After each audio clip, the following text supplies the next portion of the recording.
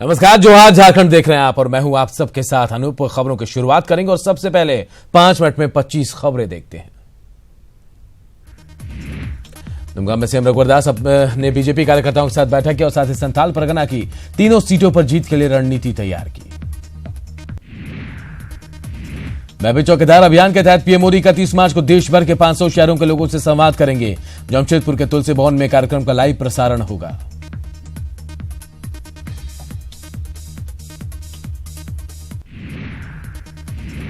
रांची के मुस्लिम बुद्धिजीवियों ने लोकसभा चुनाव में बीजेपी से मुस्लिम प्रत्याशी खड़ा करने की मांग की है। वहीं बीजेपी विधायक अनंत ओझा का कहना है कि पार्टी सबका साथ सबका विकास चाहती है।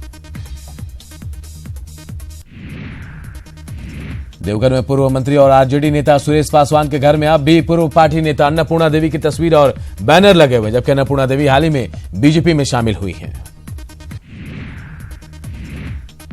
दिल्ली में कांग्रेस के स्क्रीनिंग समिति की बैठक में झारखंड के प्रत्याशियों के नामों पर मंथन हो रहा है। उम्मीद की जा रही है कि कांग्रेस के 7 प्रत्याशियों के नामों का ऐलान जल्द होगा। देवघर के बाबा वैद्यनाथ मंदिर में गोड्डा से गठबंधन के प्रत्याशी प्रदीप यादव ने मत्था टेका और विधि विधान से पूजा अर्चना के साथ ही उन्होंने सरदार पंडा से आशीर्वाद भी लिया। देवघर के वरिष्ठ कांग्रेस नेता केएन झा ने गोड्डा से महागठबंधन के प्रत्याशी प्रदीप यादव को जीत का आशीर्वाद दिया।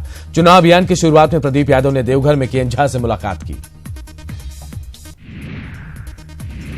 गोड्डा संसदीय क्षेत्र से टिकट नहीं मिलने से नाराज पूर्व सांसद फुरकान अंसारी की नाराजगी खत्म तो नहीं हुई है, लेकिन उन्होंने साफ कर दिया कि वो किसी दूसरे दल से चुनाव नहीं लड़ने जा रहे हैं। रामगढ़ में चुनावी सरगर्मी तेज हो गई है। ऐसे में रामगढ़ के बीजेपी कार्यालय में पार्टी कार्यकर्ताओं की आवाजाही बढ़ गई है। वहीं प्रत्याशी को लेकर अनिश्चितता के चलते कांग्रेस कार्यालय में सन्नाटा फंस रहा है। झारखंड प्रदेश बीजेपी के महिला नेत्रियों ने उम्मीद जताई कि चुनाव में महिलाओं को जल्द तरजीह मिलेगी और साथ ही कुछ सीटों पर महिला उम्मीदवारों को उतारा जाएगा। कांग्रेस अध्यक्ष राहुल गांधी की न्यूनतम आय योजना की घोषणा का पार्टी कार्यकर्ताओं ने स्वागत किया है। पार्टी का कहना है कि योजना लागू होने से आम लोगों को काफी फायदा पहुंचेगा। 1986 बैच का आईएएस अधिकारी डॉक्टर डीके तिवारी झारखंड के नए मुख्य सचिव होंगे। सीएम रघुवरदास ने इस पर सहमति दे दी और इसे लेकर चुनाव आयोग के पास इसे मंजूरी के लिए भेजा गया है। हजारीबाग में NH2 पर चौपारण के पास सड़क हादसे में जाने माने सुखशावेद चंदन शाही की मौत हो गई, जबकि पत्नी और बेटी गंभीर रूप से घायल हो गई। गढ़वा के लोहरगढ़ा गांव के पास ट्रैक्टर की टक्कर में एक महिला की मौत हो गई। महिला सब्जी खरीदकर घर लौट रही थी, तभी ट्रैक्टर ने उसे कुचल दिया। गढ़वा पुलिस ने सदर अस्पताल के चिकित्सक के साथ मारपीट करने वाले 2 आरोपियों को गिरफ्तार कर लिया। इलाज में लापरवाही बरतने के आरोप में डॉक्टर के साथ मारपीट की गई थी। देवघर पुलिस ने एटीएम क्लोनिंग कर ठगी करने वाले 2 साइबर अपराधियों को जसीडीह से पकड़ा है। इनके पास से 7 पासबुक, 10 चेकबुक और 21 मोबाइल फोन बरामद किए गए हैं। हजारीबाग पुलिस ने चौपारण के पास NH2 से अफीम के डोडा से भरा ट्रक जब्त किया। इस ट्रक में 100 बोरा डोडा पाया गया। ट्रक के नीचे डोडा और ऊपर आलू के बोरे रखे हुए थे।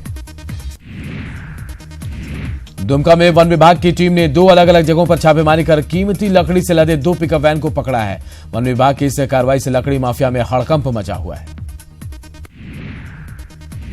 गिरिडीह के राजपुरा में पुलिस ने अवैध कोयला लदे 10 बैलगाड़ियों को जब्त किया। कोयला को जब्त कर बैलगाड़ियों को नष्ट कर दिया गया। हालांकि पुलिस को देखकर सभी कारोबारी वहां से फरार हो गए। हजारीबाग में ऐप के जरिए ठगी करने वाले 4 साइबर अपराधियों को पकड़ा गया है। सभी आरोपियों के पास से भारी मात्रा में मोबाइल, सिम कार्ड और एटीएम बरामद किए गए हैं। सरायकेला के आदित्यपुर में इलेक्ट्रॉनिक मैन्युफैक्चरिंग क्लस्टर के निर्माण की कोशिशें तेज हो गई हैं। इस सिलसिले में आइडा भवन में उद्योग सचिव की अध्यक्षता में एएमसी बोर्ड की बैठक हुई। घाटशिला के बीड़ गांव मिर्गीताड़ में प्रशासन की ओर से मतदाता जागरूकता अभियान चलाया गया और साथ ही मतदाताओं से बढ़ चढ़कर मताधिकार प्रयोग की अपील की गई। बोकारो के सेक्टर 12 स्थित टेलीफोन एक्सचेंज में टेलीफोन अदालत लगाई गई, जिसमें टेलीफोन उपभोक्ताओं से जुड़ी समस्याओं का निदान किया गया। एयर एशिया रांची दिल्ली और रांची चेन्नई के लिए 15 अप्रैल से विमान सेवा शुरू करेगी। इसके लिए एयर एशिया की ओर से रांची एयरपोर्ट प्रबंधन को प्रस्ताव सौंपा गया है। रांची विश्वविद्यालय का 32वां दीक्षांत समारोह मनाया गया। इस मौके पर सभी छात्र छात्राएं पारंपरिक परिधानों में नजर आए। राज्यपाल ने टॉपर 104 विद्यार्थियों को गोल्ड मेडल दिया।